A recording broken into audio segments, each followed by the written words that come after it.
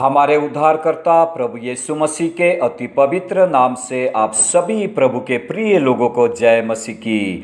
आप अपने परिवार को क्या दे रहे हैं? पिछले भाग में हमने देखा कि एक व्यक्ति के कारण उनके परिवार किस प्रकार श्रापित हो जाता है, नाश हो जाता है। आप अपने परिवार को क्या दे रहे हैं? आज हम भाग 2 में देखेंगे कि एक व्यक्ति के कारण उनके परिवार कैसे स्वर्ग का परमेश्वर का आशीष पाने लगते हैं। नंबर 1, उत्पत्ति 9 अध्याय 11 से लेकर के 16 पद के अनुसार नूह के जमाने में सारे पृथ्वी के लोग पाप और अधर्म के कारण अपने अपने परिवार समेत जल प्रलय से नष्ट हो गए।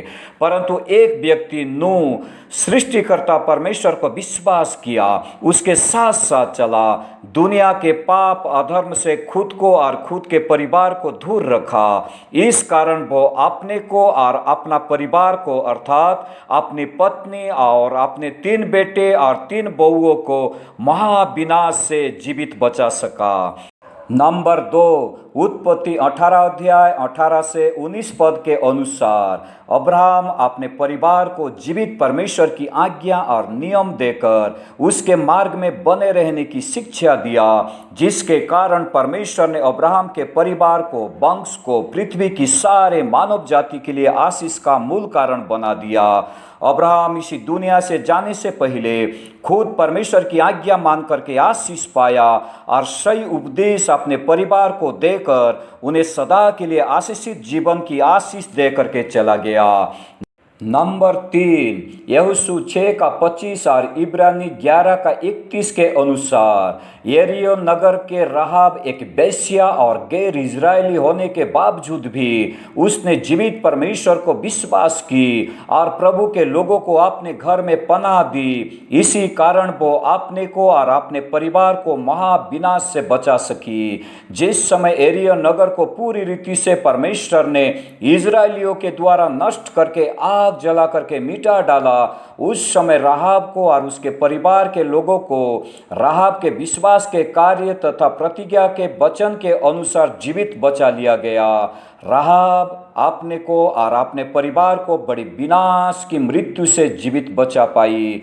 नंबर 4, यिर्मयाह 35 अध्याय के अनुसार योनादाब ने अपने परिवार को शराब कभी भी नहीं पीने की शिक्षा दिया और उसके साथ साथ कैसे जीवन जीना है अपने परिवार को शिक्षा दे करके उनको अपने परमेश्वर में मजबूत करके इस दुनिया से चला गया। योनादाब के परिवार को परखने हेतु स्वर्ग का परमेश्वर अपने दास यिर्मयाह भविष्यद्वक्ता को उनके घरों में भेजता है। यिर्मयाह उनके पास जाकर के उनको परमेश्वर के भवन के एक कोठरी में ले जाकर के शराब पीने के लिए देता है, परंतु वे नहीं पीते हैं। उन लोग उल्टा भविष्यद्वक्ता यिर्मयाह को बता रहे हैं कि हम शराब को भी नहीं पी सकते हैं और ऐसा पाप नहीं कर सकते हैं, क्योंकि हमारा पिता योनादाब ने हमको ऐसा ही आज्ञा दिया, ऐसा ही हमको सिखाया है, तब से हम उनकी आज्ञा पर चलते हैं। प्रिय प्रभु के लोगों, इस कारण से परमेश्वर योनादाब के परिवार को उसके सम्मुख खड़ा होने के लिए सदा की आशीष देता है। नंबर 5, प्रेरितों के काम 10 अध्याय और प्रेरितों के काम 11 अध्याय 13 और 14 पद के अनुसार कुरनेलियुस ने प्रभु के दास पतरस को अपने घर में बुला करके उनके द्वारा परमेश्वर का वचन को सुनता है, जिसके कारण कुरनेलियुस और उसके परिवार के सभी लोग यीशु मसीह को विश्वास करते हैं और उद्धार पाते हैं, पवित्र आत्मा में भर जाते हैं और बपतिस्मा लेते हैं।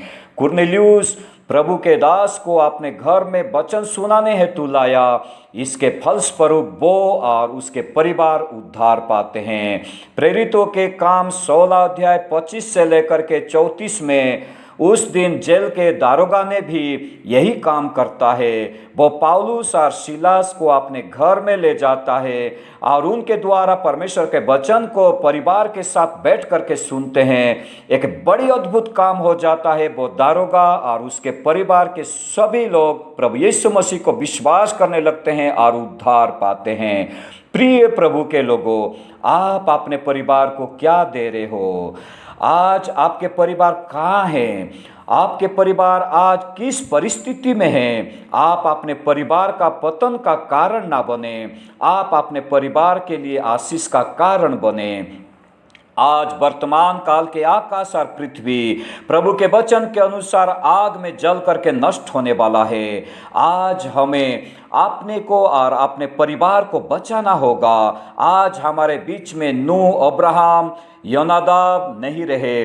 आपको और मुझको आज नूह, अब्राहम और योनादाब बनना होगा। इस नाशमान दुनिया से और नर्क से हम खुद को और खुद के परिवार को बचाने हेतु आज ही इस जीवन को प्रभु यीशु मसीह के हाथ में समर्पित करें। सर्वशक्तिमान परमेश्वर आज के वचन के द्वारा आप सभी को बहुतायत की आशीष दे। आपका दिन आशीषमय हो। जय मसीह की।